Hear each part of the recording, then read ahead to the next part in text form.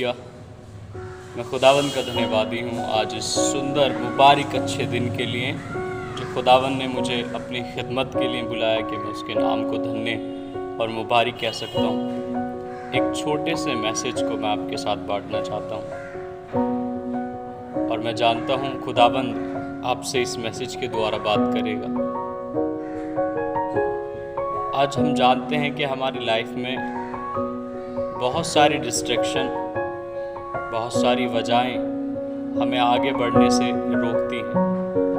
अब चाहे वो हमारी स्पिरिचुअल ग्रोथ हो, फिजिकल ग्रोथ हो, किसी भी हिस्से में आपको बढ़ने से जो भी डिस्ट्रैक्शन आपको रोक रही है, आपको उस पर काम करने की ज़रूरत है, उसको देखने की ज़रूरत है, क्योंकि ये डिस्ट्रैक्शन बने ही आपको पीछे ले जाने के लिए। अगर मैं और आप न्यायों की पुस्तक 13 से 17 बाब तक पढ़ेंगे, इन 3-4 चैप्टर्स को आप पढ़ेंगे तो परमेश्वर ने सिमसोन को एक मकसद के तहत अपना नाजिर होने के लिए बुलाया, अपनी प्रजा के ऊपर न्याय ठहराने के लिए उसको बुलाया। और खुदावंद ने उसको एक टैलेंट के साथ, एक हुनर के साथ नवाजा भी कि उसके अंदर इतनी ताकत थी कि वो बड़े से बड़े, अगर हम ध्यान से उसकी स्टडी करते हैं तो उसने शेर को एक बकरी के बच्चे के मानिंद फाड़ डाला।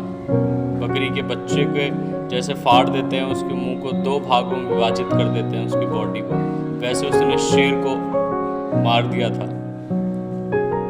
किले के लगे दरवाजे को, बड़े फाटकों को जड़ समेत उखाड़ के पहाड़ पर ले गया, दोनों कंधों पर उठा करके। फलस्तियों के खेतों में लोमड़ियों की पूंछों में आग बांध करके, मसाले बांध करके उनके खेतों में आग लगा दी। ये सब सिमसोन जब करता था, जब परमेश्वर का आत्मा उस पर बल से उतरा करता था। जब परमेश्वर का आत्मा उस पर बल से उतरता था तो बड़े जोर के साथ वो हर एक काम को करता था। लेकिन जब एक दलीला नाम की स्त्री उसके जीवन में आती, उसके जीवन में एक कमज़ोरी थी, वो स्त्रियों के पीछे जाता था।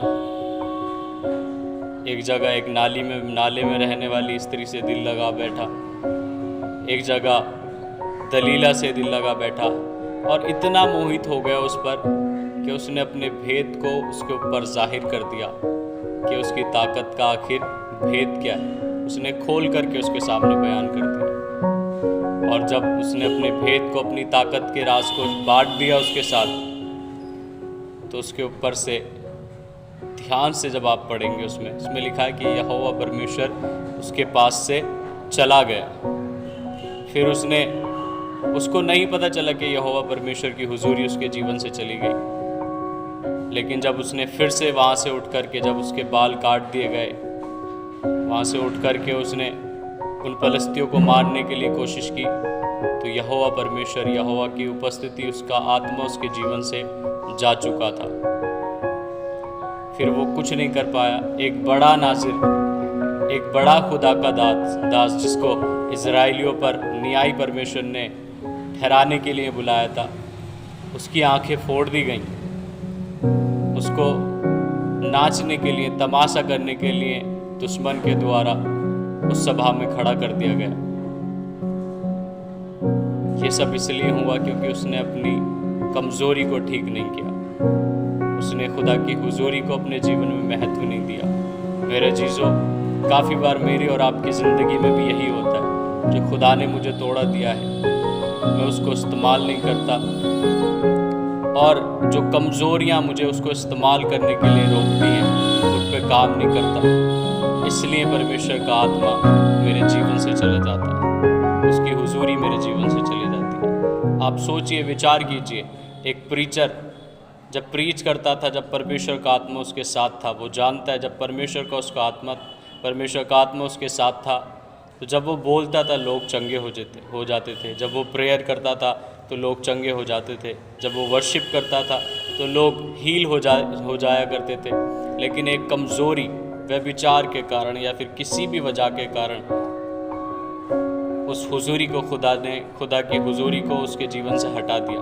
और अब वो प्रीच करते हैं, वो वर्शिप करते हैं, वो प्रेयर करते हैं, लेकिन कुछ नहीं होता। क्यों? क्योंकि एक गुनाह के खातिर परमेश्वर की हुजूरी उनके जीवन से जा चुकी है। उन्होंने परमेश्वर की हुजूरी को महत्व नहीं दिया।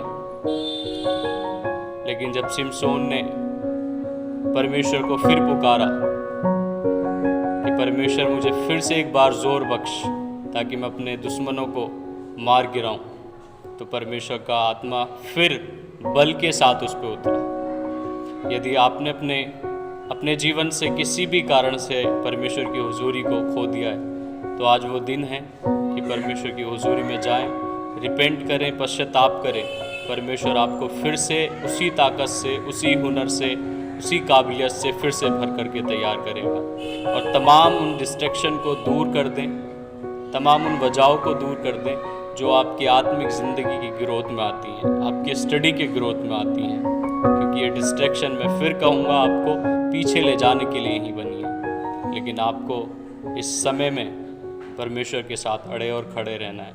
और सारी डिस्ट्रैक्शन को, कि यदि सिमसोन अपने भेद को उस पर जाहिर न करता और उसकी स्त्रियों के पीछे जाने की आदत को वो ख़त्म कर देता, तो शायद उसके साथ ऐसा नहीं होता।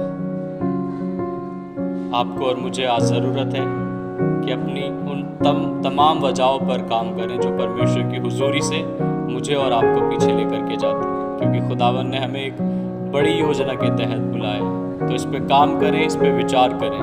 परमेश्वर आपसे प्रेम करता है। प्रभु इस वचन के द्वारा आपको बड़ी आशीष व बरकत